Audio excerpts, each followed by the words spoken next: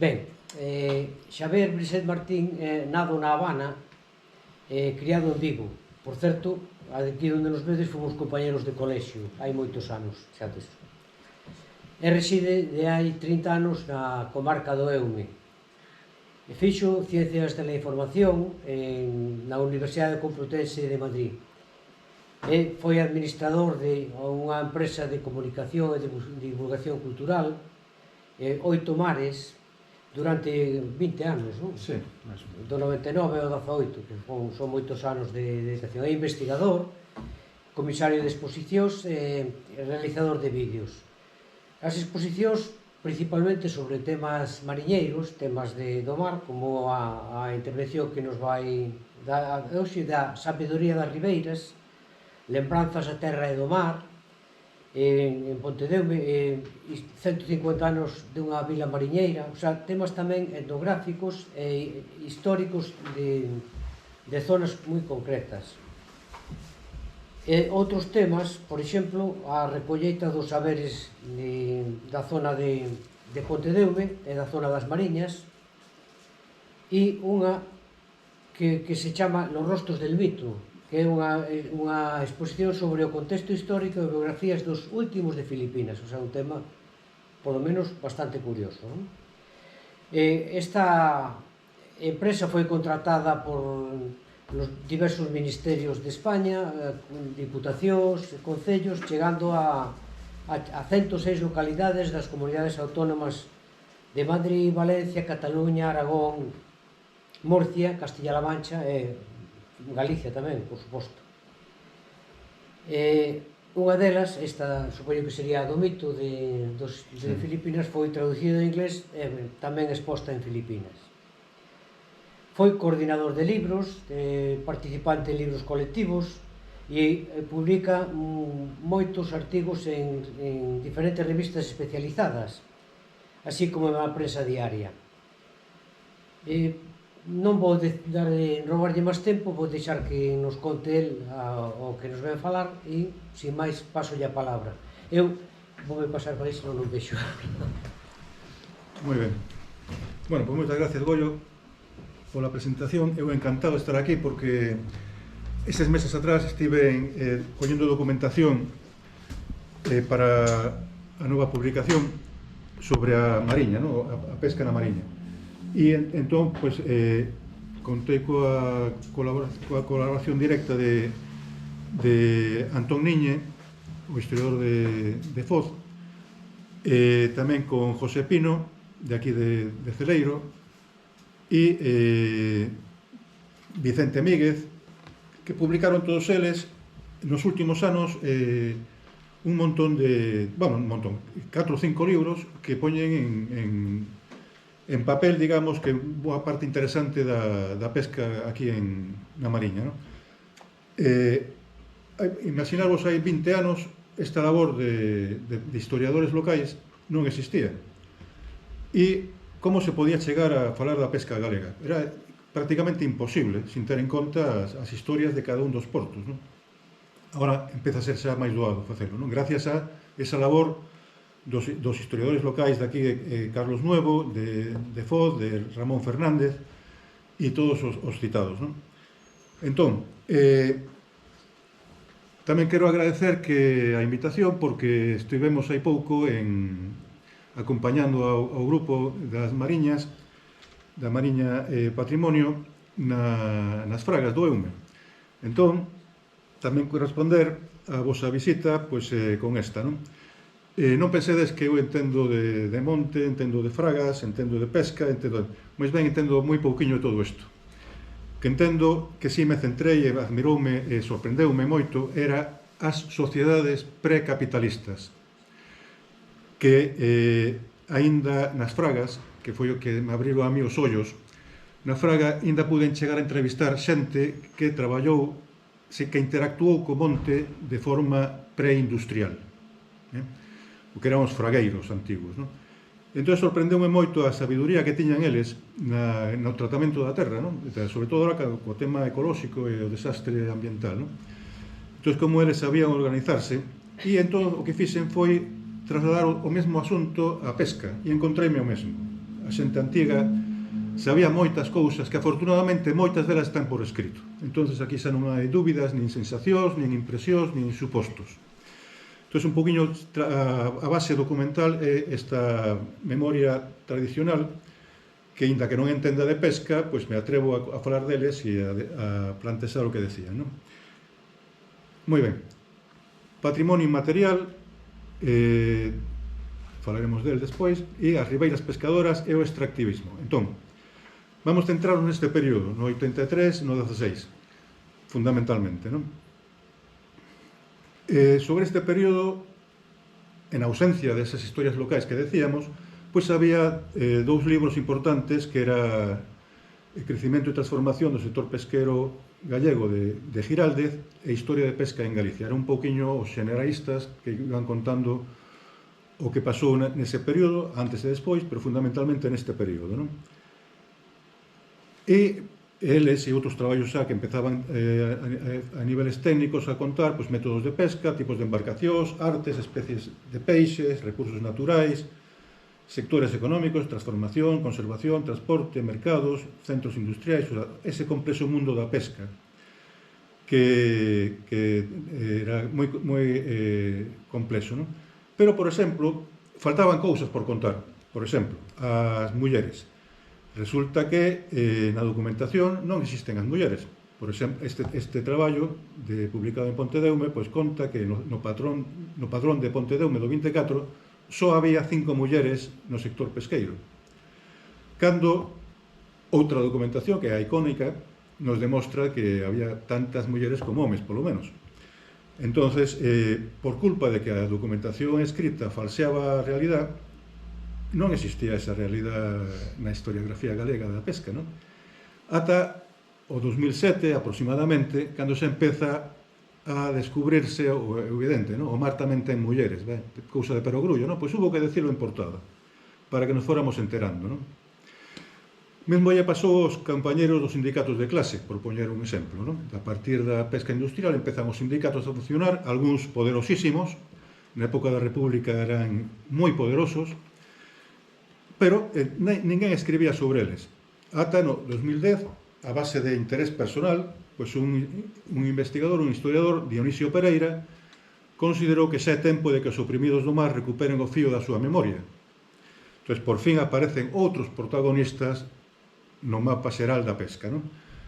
De feito, o ano pasado, a estas alturas, publicouse Galicia un mar con historia, con 12 asignaturas importantes, nos cales xa aparece un capítulo para as mulleres, aparece un capítulo para os sindicatos e a súa capacidade de autoorganización. Pero ainda había outros grupos que non estaban, outras entidades, outros colectivos. Cando miramos en profundidade a ribeiras, sigue habendo é imposible identificarlos ben. Están desenfocados, están sin investigar. De feito, un momento de esperanza desde esta perspectiva foi isto, cando hai 4 ou 5 anos a Xunta e máis a Universidade da Coruña acordaron darlle pa diante a este Plan de Cultura Marítima de Galicia, que probablemente tiveron aquí unha xunta hai 2 ou 3 anos no grupo aquí nas Mariñas, nas cofradías, e tuveron unha xunta, tamén a tuveron en Artabria, e resulta que eles dividen o patrimonio en inmoble e en inmaterial. Correcto. O que pasa que no inmaterial falan de tradición oral, folclore, festas, talassonomía, o sea, nomes vinculados ao mar, culinaria, oficios, artes, iconografía, mariñeira, museos, pero non falan da xente. Esqueceron, non. Non porque eu estuve nunha desas xuntas e dixen, non? E a función do que estaba ali na xunta era tomar nota de todo e decirlo, e ir incorporando. Non incorporaron nada. Como é posible que haxa esta... Que pasaba con esta xente tan normaliña, tan... a Moureira, Ribeira Pescadora? Que problema hai para recordalos? Que non tiñan méritos de transmisión de conocimientos? Debemos esquecelos? Bueno, pode ser. Pero non é un problema galego. Resulta que un técnico importante da FAO publicou este libro no ano 2, no que decía que cando naceu a moderna ciencia pesqueira, a finais do 19, a bioloxía e a economía estaban adiantados, mentres que as ciencias sociais aínda estaban na súa infancia. A herdanza deses primeiros comenzos vese na ordenación pesqueira actual que ignora a perspectiva social en todo o mundo. O sea, é un problema de Galicia, pero non só. Entonces, continúa dicindo que é preciso enfocar a pesca como fenómeno humano integrando preocupacións sociais e culturais e unha ordenación eficaz mira tanto pola conservación do peixe como das ribeiras pescadoras. Algo que parece bastante obvio, non? Pero hai que advertilo, hai que chamar a atención de que hai que telos en conta na ordenación pesqueira, non? De feito, no libro citado xa no limiar na presentación, Giraldez xa decía que a advertencia de casi un século das sociedades de mariñeiros convértense en premonitorias, matando as xeracións novas a existencia da especie periga e do desequilibrio a extinción total hai de por medio o tempo nada máis. Giraldez non profundiza no asunto, pero deixa caer este tema como unha chamada a seguir algún día por outra persona, non? Por outro investigador. Aquí había xente que sabía o que decía. E mesmo tamén Carmen Fernández Casanova, na outra historia da pesca, pois dice que observou un importante déficit de propostas sociopolíticas e de estudios de movimentos sociais. Faltaba por facer isto, non? E desde outra perspectiva, Pablo Carrera e Xoán Carmona animan no ano 10 a plena recuperación desa cultura pescadora e a transmisión dos coñecementos sobre a interacción dos povos co medio. Anima a facer eso porque falta. Moi ben, pois nos atrevemos entón a pasear e a ver se somos capaces de dar con eles, polo menos dibuixar un poquinho as súas siluetas, non? E para elo vamos a utilizar as ferramentas de determinados conceptos que vamos a aclararlos. Primeiro, a autorregulación das ribeiras. É unha definición que é necesaria para entendelas. E como as entendían eles? Bueno, pois eu tive a sorte de escoitar a varios mariñeiros e mariscadoras que viñan a contar cando viña aquel biólogo, viña aquel de Madrid ou de Bruselas, o xente decía, bueno, aquí o que tiñamos que facer era ordenar por nós mesmos. Que nós sabemos ordenar. En por nós, tamén decían, non? Ordenar no sentido non de dar a orden militar, sino de colocar as cousas como no seu orden correcto, non? Ordenar por nós mesmos. É unha expresión que xustifica isto de autorregulación, se vamos a entendelas. Tamén sabidurías, todos sabemos as sabidurías dos antigos, sí, claro, por suposto, pero non as sabemos traducir á linguaxe actual, porque a ciencia é outra cousa. Bueno, vamos a ver, isto, cando a vella me conta a min de que o seu avó lle contestou, cando lle preguntou isto, por que plantas un árbol? E o avó contestoulle, porque o ano pasado cortei un. Que estaba transmitindolle o avó con esta, e o acorda ela 70 anos despois, xa de vella, non? Entonces, eu fago unha interpretación desto, somos biodiversidade. O avó sabía que somos de biodiversidade. É importante plantar un árbol se corto un para a miña neta, para a miña familia, para o meu colectivo, pero tamén para a natureza e para a biodiversidade. É unha interpretación que penso que é bastante correcta, non? Vamos a utilizar outro término que é o extractivismo, que non ten nada que ver con extractiva. O sea, pesca extractiva é unha cousa, extractivismo é outra cousa. Isto está empezando a utilizarlo hai 15 ou 20 anos de economistas de Latinoamérica para contar o fenómeno de esas empresas multinacionais que chegan a un territorio, arrampan con toda a minería que existe, marchan e que a población local queda mirando para eles, non? Mirando para o furao. Eso é extractivismo. Pode ser multinacionais, pode ser imperios, pode ser tamén gobernos progresistas, que está sucedendo tamén, que siguen co extractivismo, non? É dicir, que é unha actividade económica que ten unha característica que considera a natureza como algo a disposición, como un almacén.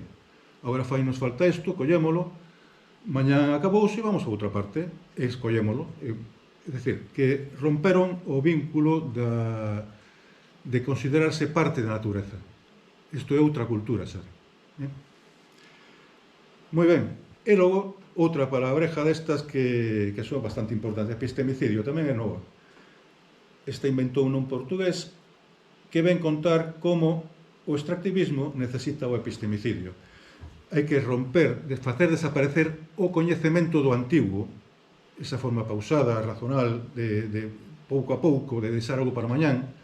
Hai que romper esa cultura, porque senón non vai o extractivismo diante. Entón, inventaron a palabra epistemicidio, epistemo é coñecemento e desaparición do coñecemento. E isto pode ser un idioma, pode ser uns coñecementos de técnicos tecnolóxicos de relación coa natureza, non? E vai ser moi importante utilizala neste discurso. Bueno, pois nos atrevemos entonces a descubrir como era aquela xente que pensaba, como se enfrentaron cando tiveron o gran reto de que chegaron os extractivistas aquí a saco, non? Non parece xente moi peligrosa, bueno, vamos a entendelos. E vamos a centrarnos nesta época. As fotografías de aquí van ser da Artabria, que é a zona que máis teño traballado, pero, bueno, podía ser aquí, pode ser nas Rías Baixas ou na Costa da Morte, non? Empezamos a narración con embarcacións tradicionais e carpinteiros de Ribeira. Eses carpinteiros que había, pois, por exemplo, gracias aos libros da Segunda Entidade Mariña de Pontedeume, localizamos nese período de tempo polo menos 40 mariñeiros que foron quen de facer a súa buceta, polo menos. É dicir, os coñecementos da construcción naval estaban completamente extendidos e era de común uso de calquera sabía, calquera non, pero bueno, había carpinterías especializadas, pero despois eles tamén sabían facer as súas bucetas, non? Incluso facer maravillas en condicións sumamente precarias, non? Este corresponde á praia de Huebre, que coincide coa de Perves, non? Eran milleiros de unidades familiares de pesca que tiñan acceso autorregulado aos recursos e aos mercados. Ben, 33 anos despois, xa hai grandes asteleiros industriais, barcos importados por dúcias, hai poucas empresas e milleiros de asalariados, do salgado non desaparece, pero perde importancia, pasamos ás conservas, e investidores terrestres alleos ao sector empezan a mercar voos de segunda man, ingleses ou franceses, consiguen tamén ter a súa flota de distribución. No ano 1910 empeza a poder a usarse a vagones frigoríficos e cheguen a ter puntos de venta nunha centralización industrial que deixaba a concentración de beneficios en poucas mans, xa tiñano todo. Unha empresa concreta de determinados socios, non? Tiñano todo. Ben, e pasamos tamén dos compañeiros das artes maiores aos sindicatos de clase. Moi ben, o que se plantea é como, quen e cando acceder aos recursos naturais, técnicas e tecnoloxías intensivas ou selectivas, respectar ou non a biodiversidade e, en resumo, libertade de pesca ou autorregulacións. Van a ser as dúas grandes consignas dos dous bandos, non? Entón, vamos a falar desto, e a interacción do colectivo mariñeiro entre sí e co medio natural, é dicir, cultura, que é moito máis que etnografía, folclore e restos materiais, que máis define unha cultura que como nos relacionamos entre nós e co medio. Iso é cultura, en mayúsculas, non? Moi ben, pois temos a cultura mariñeira das ribeiras, basadas en autorregulacións, compromisos e respeto pola biodiversidade, ante o desafío da cultura extractivista dos intereses terrestres, investidores terrestres, que falan da liberdade de pesca, que non recoñece máis limitacións que a demanda dos mercados ou a propia capacidade de captura. Se o vendes, colleo. Esa é a única limitación que respetan. Ben, pode ser que en algúns mares ainda non chegara o conflicto. Raro será xa, pero bueno, en algún sitio pode ser. Na maioría dos mares dos caladoiros está o tema plantexado seriamente, por unha banda os tradicionais, artesanais a pequena escala, por outro lado os extractivistas industriais e prácticas intensivas. Onte hoxe, aquí e alá, as mesmas preguntas.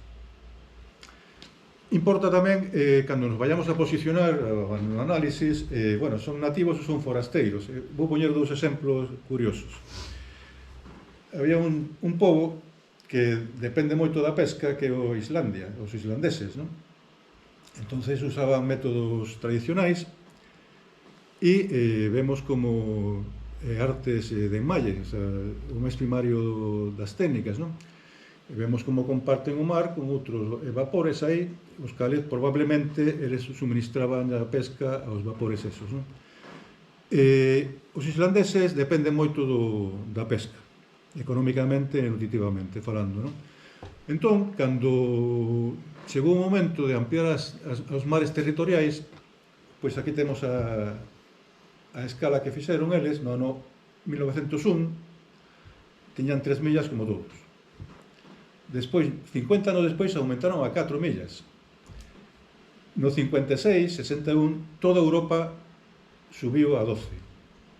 Pero eles, pola súa banda, no 72, subiron a 50, e no 75 a 200 millas. Isto les defendíamos eu, pero non lle gustou moito aos ingleses, que eran os que andaban por ali, non? Entonces empezaron as guerras do bacallau. Hubo 3. Resulta que os islandeses, que eran moito máis débiles, inventaron un sistema que tiraban aí un cabo e un mecanismo cortaballe os cables do arrastre aos ingleses. Entonces era moi efectivo. Pero, claro, entonces os ingleses mandaron as fragatas. Pero os islandeses estaban na OTAN e veron que eles tiñan legalmente ampliado a 200 millas e que non lles axudaban na batalla contra os ingleses. Entonces amenazaron con marchar da OTAN, non? E os de Washington chamaron a Londres e mira, recoller velas que tedes que cortar, hai que aceptar o que dicen os islandeses. Moi ben, despois o das 200 millas fixose, digamos, universal, non? Pero iso foi no ano 90 e pico. Os islandeses foron os primeiros que defenderon o seu, non? Desa maneira. E hai outro exemplo tamén curioso, que é a influencia da natureza na pesca, que ven contando que segundo sopre o vento no Sáhara, pois o atún termina estando ben en Canarias ou ben no Golfo de Guinea. Entonces, parece ser que esa historia sabían ben xa os fenicios e os romanos e toda esta xente, que parece ser que é a orixen da poboación de Canarias, ¿no? Que logo quedaron illados ali, pero que iban a pola pesca que según a época, non? Pero claro, tamén o saben os nativos. E entón, cando ven soplar o vento de tal, pois xa saben eles que hai que preparar as pateras, non? Pero resulta que tamén o saben en Europa e tamén o saben en China. E entonces, pois parece ser que, segundo Greenpeace, pois a pesca industrial das multinacionais, moitas delas españolas, están arrasando con as reservas pesqueras de África Occidental, que son el sustento de boa parte da población local, e, polo tanto, os obriga a emigrar, non? Bueno, isto é unha captura de Google Maps. Isto en Porto Mauritano, que como Islandia non ten neve, pero ten deserto e depende da pesca, resulta que todas estas son pateras que están esperando que sople o vento de tal dirección. Pero non son estas son unhas pouquiñas, que son as de recadro aquí da dereita, abaixo, porque hai moitas máis.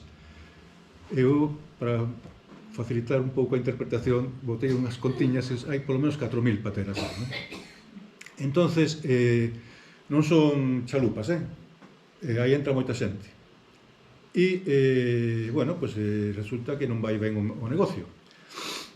Entonces, que fan coa patera? Bueno, pues resulta que hai unha saída para eles que é esta. Pero claro, entonces Bruselas dá 200 millóns a Mauritania, logo 500 para que se desenvolva Mauritania. Bueno, desas 500 non se sabe canto chega para desenvolver Mauritania, pero os cayucos tamén podían frenarse de outra maneira. non vou decir, bueno, imaginarvos que os cayucos vayan a Islandia a buscar aqueles inxenios e empecen a cortar redes europeas e chinas e tal. Canto iban a tardar en mandarlles aos portaavións a fundir aquilo? É dicir, se nos poñemos da parte dos nativos ou da parte dos forasteiros, cambiamos o noso punto de vista, non? Por tanto, hai que intentar ser obxectivos. Moi ben, todo isto sucede nos principales caladoiros que, segundo a FAO, moitos deles son visitados ou eran por pesqueiros galegos, non? O sea, o peixe no mar non se reparte proporcionalmente según superficie, sino que vai buscando sitios concretos, non? Entonces, actualmente, no ano 2000, prácticamente está explotado todo, non? Pero isto é recente. No ano 50 apenas se salía, porque non había, para empezar, non había técnica do congelado xa dende finais do 19, xa había experimentos de transportar peixe a grandes distancias, de transportar carne, xa existía. Pero os barcos ainda non estaban acondicionados para justificar a inversión tremenda de irte a Sudamérica ou ao Índico ou onde fora, non?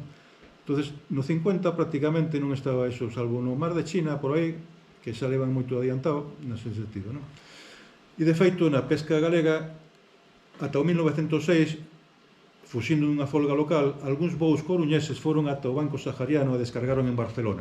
Isto hasta o 1906 non houve pesca de altura en Galiza, non?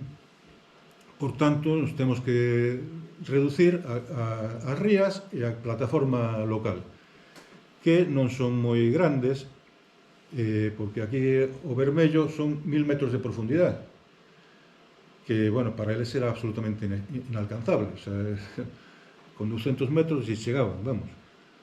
E eles tiñan moi pouco onde ir, non? Por tanto, a riqueza das rías era clave. E comparando plataformas, mirade a do noroeste europeo, a inmensa riqueza que hai aí, non? De pesca, non? Bueno, pois na baixura, no ano que empezamos, pois había sardiña, fundamentalmente, pola preparación salgado, e aí vai comenzar a conserva, e estaba o xeito, bueno, o que eran as artes tradicionais. E no litoral pescábase o palangre, era con bucetas, lanchas afaluchadas, era pesca artesanal. 33 anos despois vai haber algo testimonial desto que he citado, pero sobre todo vai estar xa implantado en todas partes o cerco con xareta, as traiñeiras, as tarrafas, as tarrafiñas e o arrastre, vou, parella, vaca. Eso vai ser xa no 16, xa o que mandaba, non? E vamos a ver por que escollemos o ano 83 para comenzar. Poucas veces, a efectos históricos, podemos decir, mira, isto empezou este ano. Normalmente é un proceso lento, non? Aquí tamén foi lento, pero en Galicia deu a circunstancia de que empezou o ferrocarril. E o ferrocarril daquela iba de Coruña ou de Vigo. Este é un mapa un pouco posterior, xa está o ramal de Ferrol, que foi 30 anos despois, non? Pero na fundamental era o que había.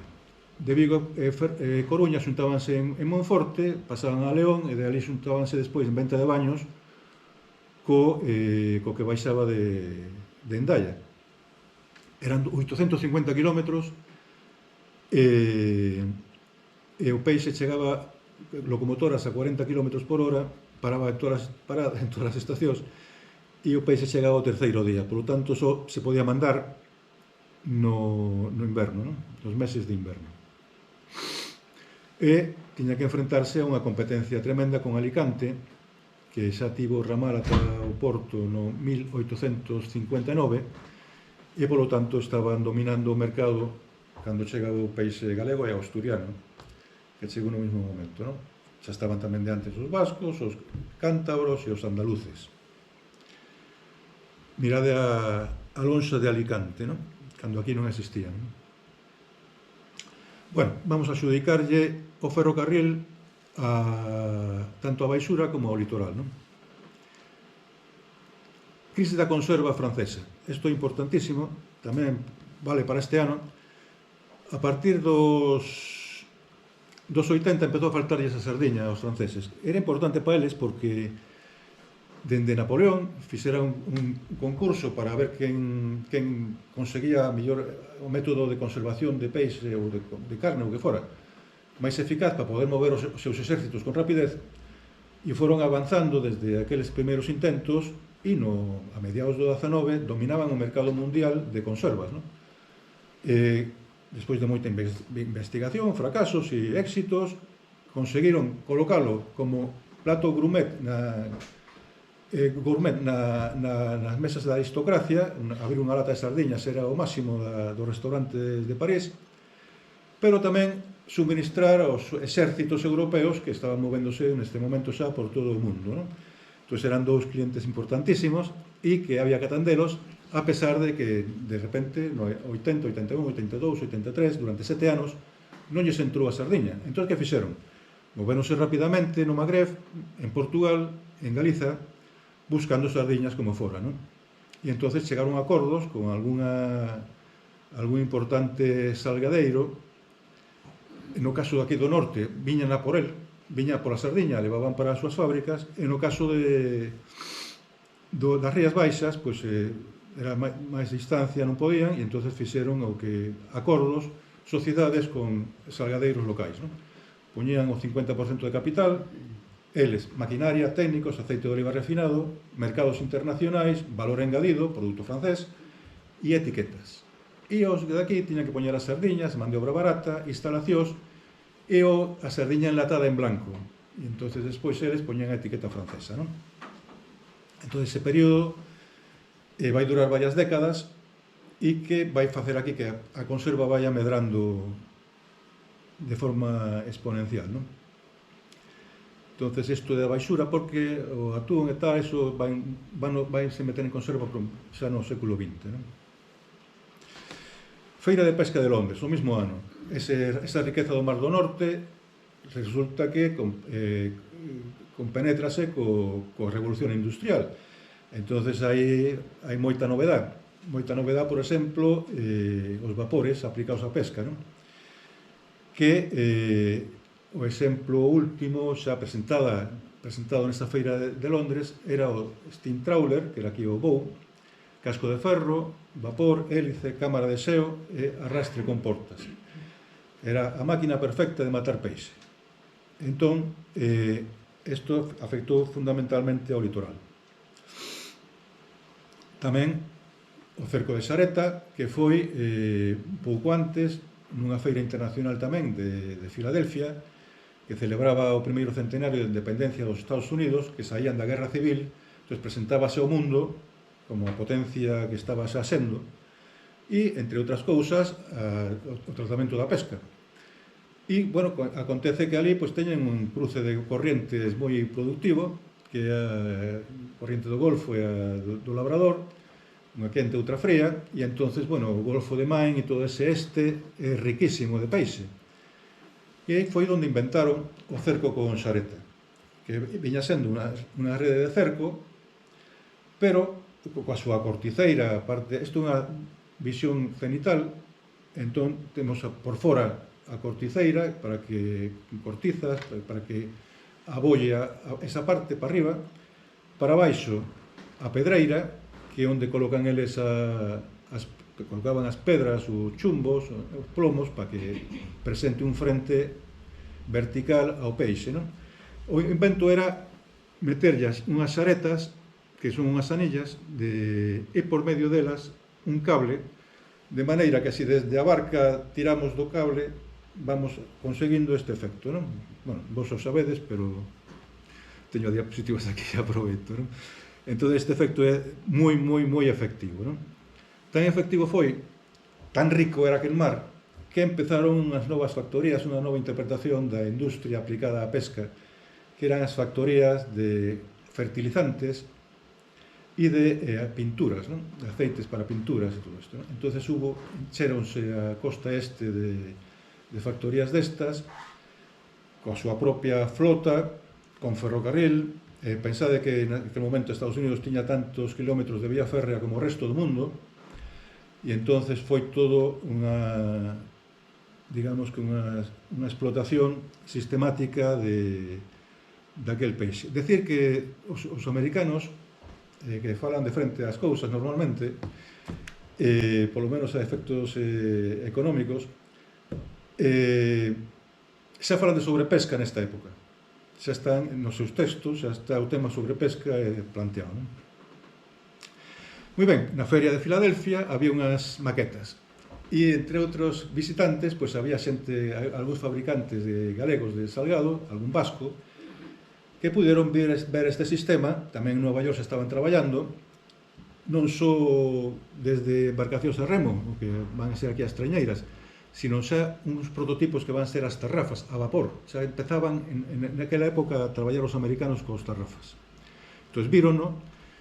E no 83 xa estaba autorizado en Cantabria. Hubo problemas porque quixeron non meter conserveiros asturianos primeiro, de Sison, e houve protestas e manifestacións e tal, entón tuveron que afastar esta técnica a unha milla fora de Puntas.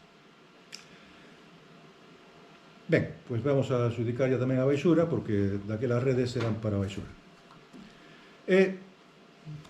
Vamos poñer dinamita porque xa patentou unha Nobel no 67 e só 9 anos despois había unha legislación represiva aquí intentando evitar que se usara, o que ven a aclarar que os camiños de terra son moi rápidos, perdón, os camiños do mar son moi rápidos. Hubo campañas para que esa imaxe que era bastante común nos portos do Manco ou o Coxo e evitar a desgracia, non se usara, pero bueno, nunca se erradicou, non? Pero esas salvas de petardos pois anunciaban o novo mundo, non? O que viña. Este é o pouco resumen do ano 83 e a partir de aí vamos ter 11 batallas parciais. Veda da Sardiña abolida, abolición da Veda da Sardiña. Bueno, aquí se me borrou no 89 intento de introducción do arrastre no litoral. Logo no Recadro Azul todo o que vai a ser a Segunda Guerra polas Sardiñas. Entón foron victorias algunhas extractivistas en amarelo e en negro foron victorias das ribeiras, pero de eso falaremos a continuación. Vamos a pararnos un poquitiño na Veda da Sardiña. Durou 5 anos, empezou no 83. Entonces temos que había unha veda que dende o 15 de febreiro ata o 15 de xuño era autorregulada dende a Idade Media, cando empezou isto. Era un compromiso de todos, era un signo de cohesión e identidade da cultura mariñeira. Imaginarvos, estamos a 16 de febreiro, empezou a veda e que Pepe saca, vaya a pescar, digo, compañero, aquí todos atrás, ¿no? O sea, ¿qué dices? O sea, é un signo de aquí todo o mundo xunto, ¿no? Que aquí non se move nadie. Entón, teorizan e dicen que era descanso e sosego da sardiña, dabanlle certo dereitos á sardiña, que non está en sustancia para salga, ademais, é dicir, que era unha veda natural porque neses meses peores estaba que non tiña grasa ninguna. Despois, que a calor, empezaba o plancton nas rías, a sardiña empezaba a engordar e entonces en setembro empezaba a campaña, que lle chamaban eles a cosecha. Término labrego que viña a acordar co que moitos deles eran simbióticos de labregos e mariñeiros, non? As unidades familiares compaxinaban as dúas actividades, non? Entonces era unha veda tamén natural. E respetaba tamén o ciclo de reproducción dos peixes sedentarios, non todas as sardiñas. E viña ya moi ben eses 4 meses de paz, non? De tranquilidade. Que decían os extractivistas? Bueno, pois que pedían a abolición da veda, porque os conserveiros non queren pechar as fábricas 4 meses pola demanda dos mercados internacionais. Os franceses lle decían, vamos, entendes? Moito que enlataran non eran capaces. Entonces había que vender todo o que se poidera e pescar todo o que se poidera, pero que ademais os conserveiros, polo menos nas Rías Baixas, penso que aquí tamén, eran armadores de sávegas. E entón querían sardiñas todo o ano, pero querían pescalas eles. De maneira que o pescador tradicional aboliron a veda, pero quedaban como espectadores do fenómeno que de repente para conserva, porque eles non querían pescala neses meses. Entonces vemos un caso bastante curioso de extractivismo, na medida en que os extractivistas actúan e a poboación local pasa a ser perxudicada, pero sin arte ni parte, ¿no? Esta actividade de ser armadores de sávegas e responsables da transformación do peixe como fabricantes de conservas é unha malformación da pesca galega, denunciada no seu día, advertida, que hubo quen dixo pescador ás túas redes e fabricante ás túas fábricas, ¿no? Esta malformación vamos a arrastrala desde a Primeira Guerra das Sardiñas no século XVIII e vai ser moi decisiva en como se solucionou o problema aquí. Moi ben, apoios. Quen apoiou as ribeiras pescadoras? O capitán xeral do Departamento de Ferrol, que segue órdenes do ministro, non ten máis remedio, pero contesta, redacta unha carta explicando que a veda era unha autorregulación voluntaria para beneficio de todos. Eso dice o capitán xeral do Departamento de Ferrol. Médicos humanistas, que era unha figura que había naquele momento, eran os naturalistas, os ecologistas, ¿no? E as ribeiras silenciadas, porque as ribeiras, unha vez que se aboliu as cofradías, os gremios, 1873, as ribeiras quedaron silenciadas, non tiñan, o liberalismo non reconocía esa entidade, non tiñan forma, tiñan o rebumbio social de armar a bronca e tal, pero non se lles reconocía e tal. E os extractivistas van a contar, eran os conserveiros, máis forzas vivas, diputados, senadores, catedráticos, xornais, grandes armadores, síguese perfectamente, porque hai moita documentación xa, non só de hemeroteca, da documentación propia de cartas ao ministro, e contestacións e tal, síguese perfectamente. Despois direi, se queredes profundizar, onde se pode facer. Foi unha victoria extractivista no 88, 5 anos despois da instalación da primeira conserveira con socios franceses, Masó de Bueu, foi abolida a veda da Sardiña. Entón, por primeira vez, dende a existencia da normativa escrita, a biodiversidade das rías quedou sin protección durante todo o ano. Hoxe, esta é unha foto un día de mercado en Bueu. En Bueu, á dereita, é o edificio da conserva de Masó. Está o Museo de Bueu, da pesca, que é recomendable visitar un día que vos atrevades ir ás Rías Baixas. Bueno, o curioso da foto é que as dúas rúas, a de diante, que era industrial, onde estaban os salgadeiros e os conserveiros, frente ao mar, chamase Rúa Montero Ríos, e a outra que cruza é a rúa comercial, chamase Rúa de Vincenti, Eduardo Vincenti.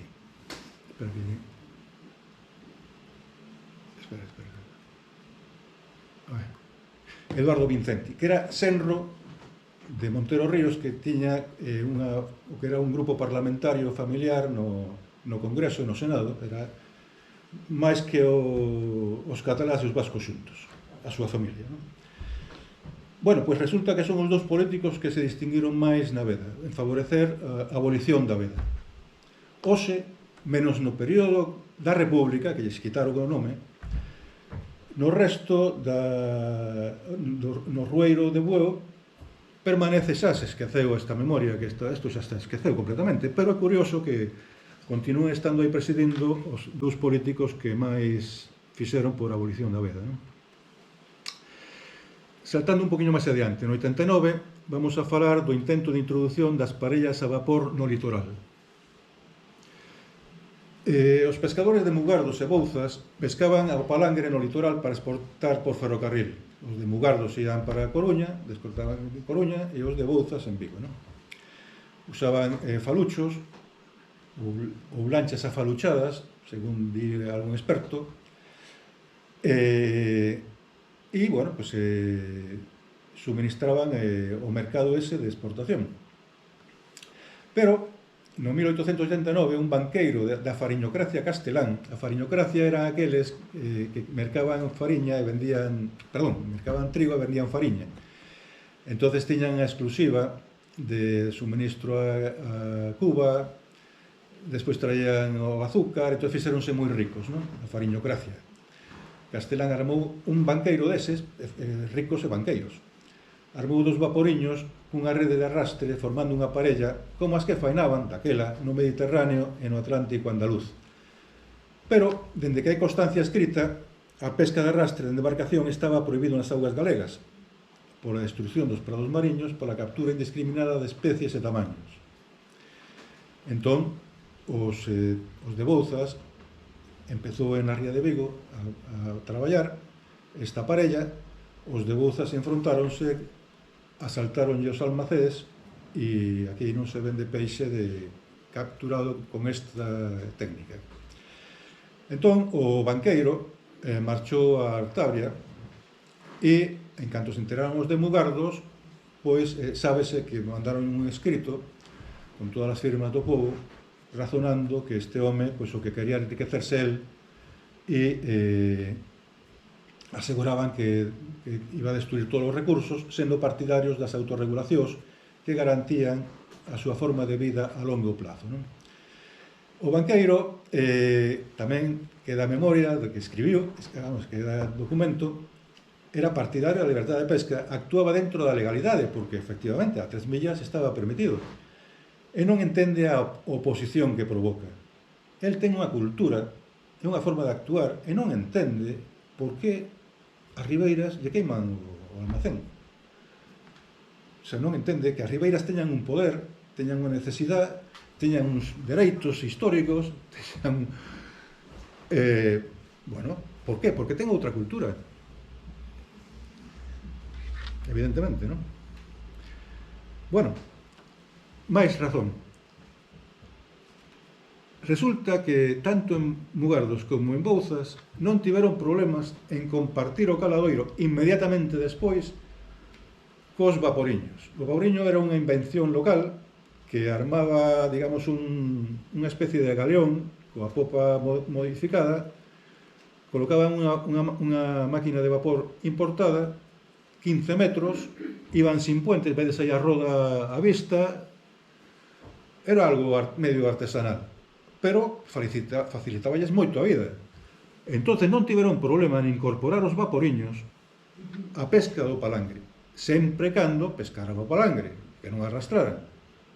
É dicir, distinguían claramente que técnica vamos a utilizar, que técnica é correcta, vamos, e todo o mundo ten que utilizarla. Eso eran ribeiras non recoñecidas na legislación, non? Tanto en Bouzas como en Mugardos, pois, compartiron os caladoiros co vaporiño. Entón, incorporando elementos industriais pouco agresivos co medio, atendían os novos mercados. É dicir, o modelo galego funcionaba. Tanto é así que no 1901 a ribeira de Mugardos estaba organizando a venda en directo, evitando os fresqueiros intermediarios. Hoxe a Comunidade Europea anda falando de vender en directo, ¿no? De tanto peixe como agricultura e tal. Bueno, pois no 1901, de motu propio, unha ribeira de pescadores xa falaba disso. Non o fixeron porque no ano 2 vai ser nefasto na súa vida, non?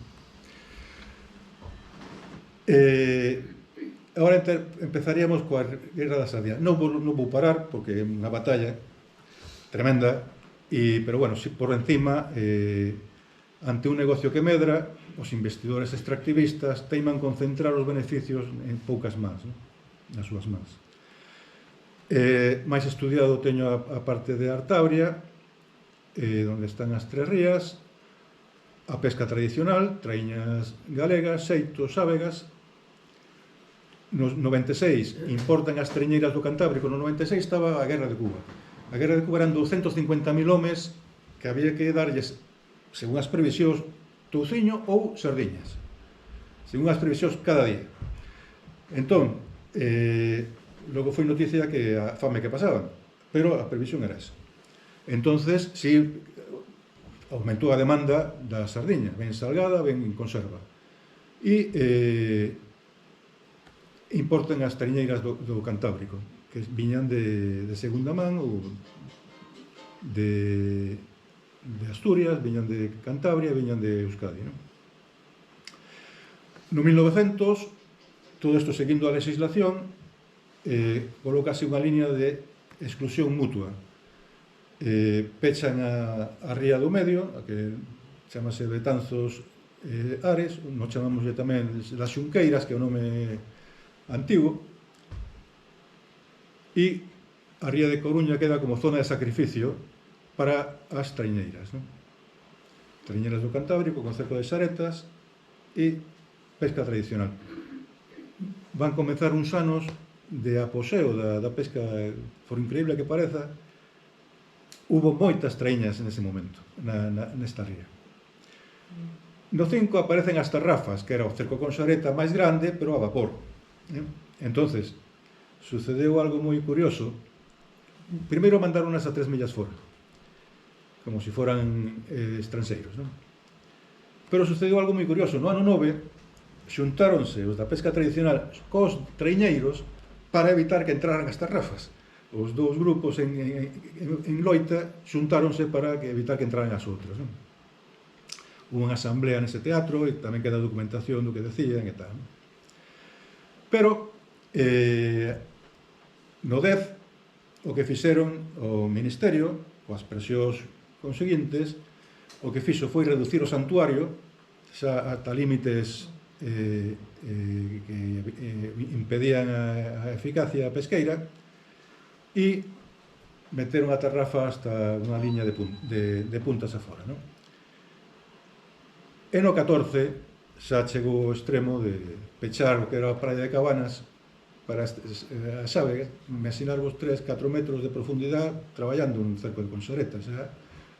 Non entraron porque non quixeron, xa non podían traballar aí. E as tarrafas e o cerco con xareta entrou nas rías. Imaginarvos unha rede de cerco con xareta traballando nas rías. Ben, no 16, aquí finaliza a Segunda Guerra polas Sardiñas.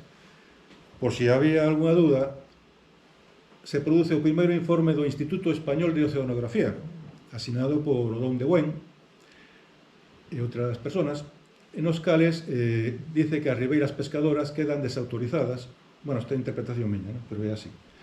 As ribeiras pescadoras quedan desautorizadas a calquera oposición e culpabilizadas da ausencia de pesca. É un completo desprestixio dos referentes tradicionais. É un decir, calarvos, por favor, xa está ben. Ben, a historia conta os vencedores, pero cada época escolle os seus referentes. Ninguén pode negarnos a nosotros escoller os referentes que nos dé a gana, non? Entonces, vamos a facer unha comparación do que decían uns, do que decían outros, co Código de Conducta para unha pesca responsable, documento aprobado pola FAO no 95, que inspira o articulado do 95% da legislación mundial, como a Lei de Pesca de Galicia do 2008 e a recentísima Lei de Pesca Sostenible e Investigación Pesqueira do Estado Español do 23, non? Que recolle xa no seu enunciado pesca sostenible e investigación pesqueira, que son as dúas grandes frentes e as grandes consignas do Código de Conducta, non?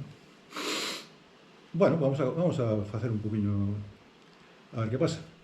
Vamos a encontrarnos que, seguindo esa legislación nova cos criterios da FAO, por todo o mundo se está entregando, favorecendo, facilitando, apoiando as embarcacións de pescadores artesanais por todas partes, non? Se está perseguindo a pesca ilegal, non declarada, é dicir, a regulación da pesca en todo o mundo. Se están mellorando os ecosistemas para as comunidades pesqueiras. Pensade que ainda quedan moitos ou centos de millóns de seres humanos que viven no litoral ecuatorial, tropical, que viven da pesca directamente, non? Entonces, sábese que a pesca tradicional, artesanal e a pequena escala, segundo a ciencia actual, crea 6 veces máis emprego, consume 8 veces menos combustible, produce 4 veces menos descartes e recibe 200 veces menos subvencións. Segundo o consenso científico, é máis ecolóxica, eficiente e sostible.